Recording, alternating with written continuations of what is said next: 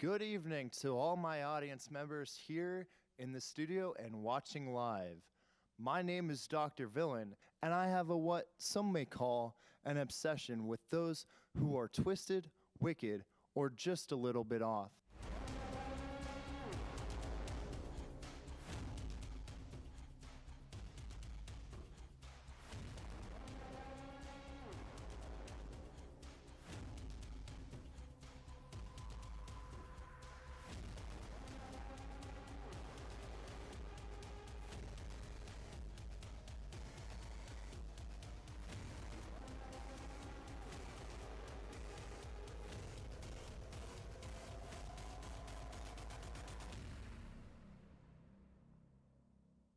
I like to know what makes them tick, how they think, and much more.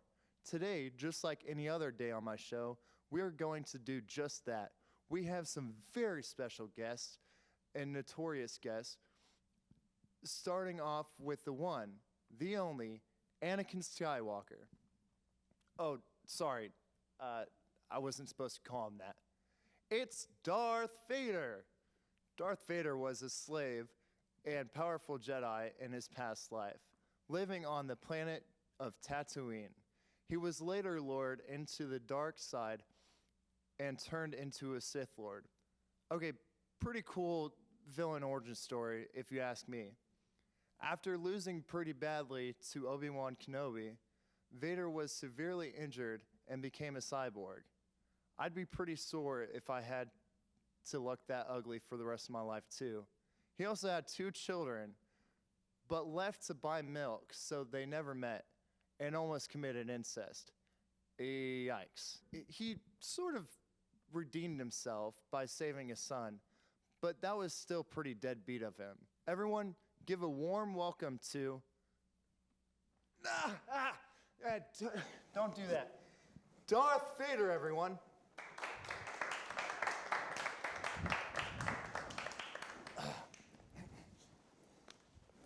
So Darth, how are you doing? Well, besides the respirator getting a little rusty, I need to send it into parts. But other than that, all right. Pretty all right. I know that you came all the way from a galaxy far, far away, and I bet the jet lag is probably pretty bad. Yeah. Oh my God. Can we talk about that for a second? We were passing through Andromeda 9 on our way to get here, and oh my God, it's not even jet lag at that point. It's hyperspace lag that you get. It's astronomically worse. I'm having a migraine just thinking about it. I think we might have some Advil offset if you need that afterwards. No Advil. No Advil. Tylenol only. Okay. That's what we got out there. Okay. Well, let's get to the nitty gritty of things.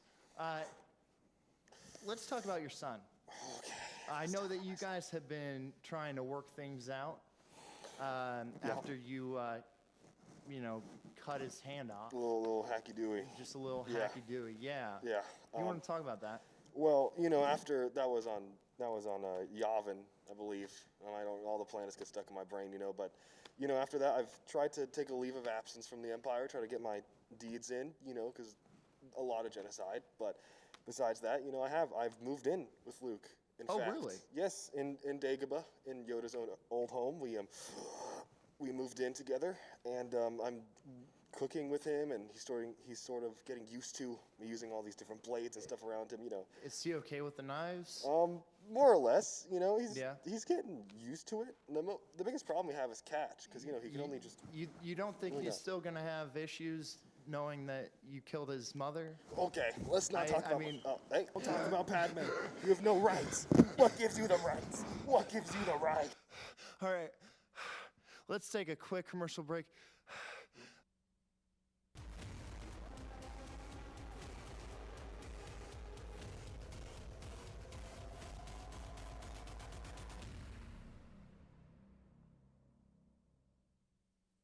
And welcome back. You may recognize our next guest as the Bonnie and Clyde of clown makeup. They're quite some nut jobs. The Joker and his wife, girlfriend, whatever she is, Harley Quinn. There are many versions of Joker's past, and we have no idea which ones are true. he seems to be a bit of an unreliable narrator.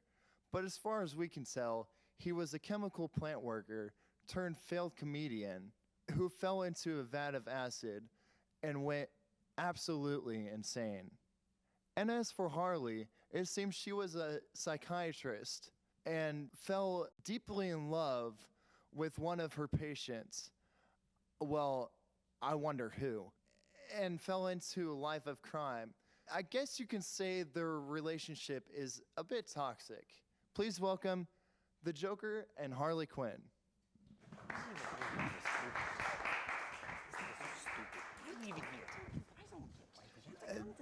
Thank you guys so much for coming. I know it's not the easiest trip coming from Gotham. You have no idea, Mr. Dr. Villian. I'm just real excited to get put in some professional counseling. And Joker, you don't seem too delighted to be here. Well, of course not. Harley here just can't take no for an answer.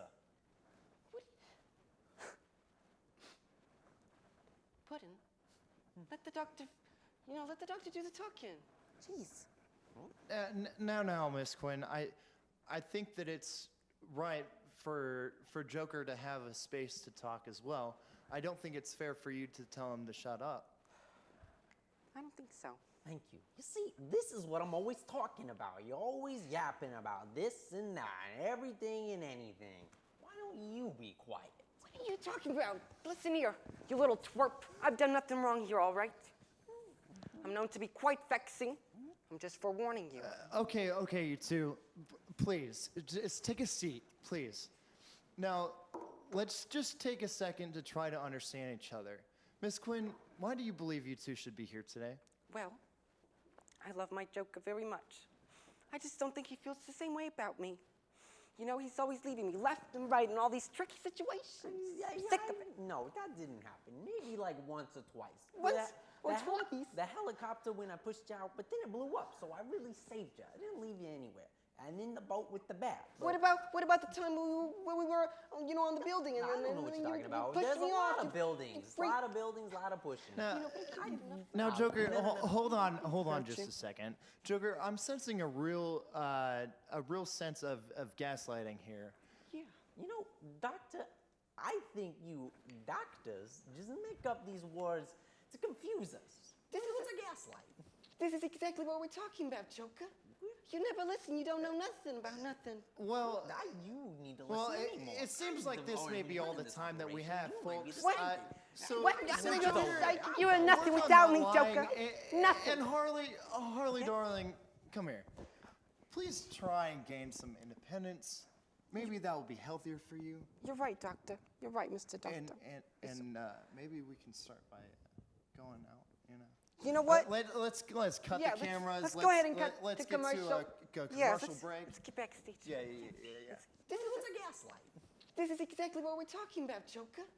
You never listen. You don't know nothing about nothing. Well, Now you need to well, listen anymore. it seems like this may be all the time that we have, folks. What? So, What? so Nothing Joker, like you are nothing work on without that me, line, Joker. Nothing. And Harley, darling, come here. Please try and gain some independence.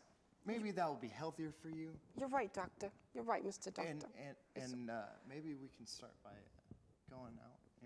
You know what? Let's cut Yeah, the cameras. let's go ahead and cut let's the get commercial. to a Yeah, commercial break. Let's get backstage. Yeah.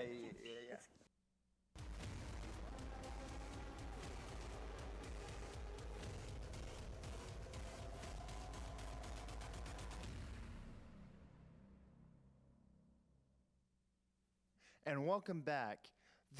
Our next guest comes from the prehistoric land of Jurassic Park, Velociraptor number 32.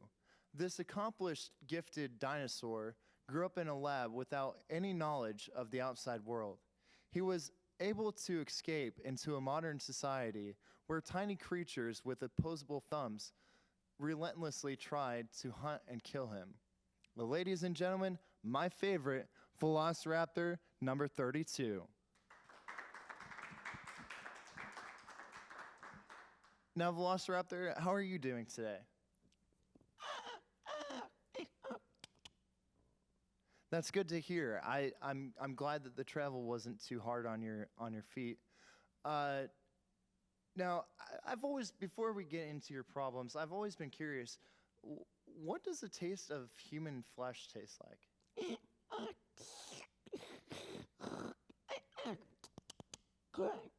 Really? It tastes like chicken? Oh, it tastes more like pork. I'm a real fan of some pork chops. Those are really good. Now, Velociraptor, I know you've been having some issues with your insecurity of being shorter than the rest of the dinosaurs. Do you want to elaborate? Being short is okay. We stand the short kings.